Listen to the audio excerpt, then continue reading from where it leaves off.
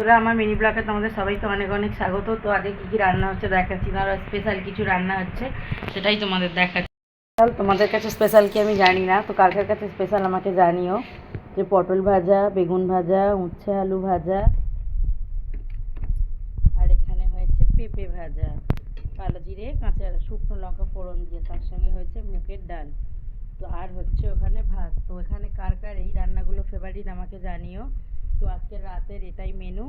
তো খাবার ভাত বাড়া হবে, ভাত এখন তো হয়নি, একটু পরে ভাতটা নামিয়ে বাড়া হবে।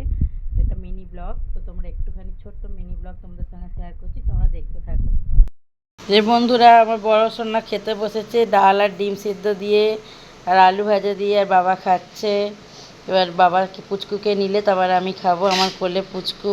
ওনারা যে খুব গরম লেগেছে, এই দেখো পুচি সোনা জেগে আছে।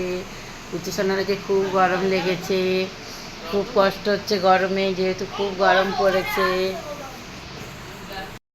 তো বন্ধুরা, খাওয়া দাওয়া কমপ্লিট হয়ে গেছে, আর পুচু দুধু খাচ্ছে বসে বসে, এই যে পুচি সোনা খাচ্ছে।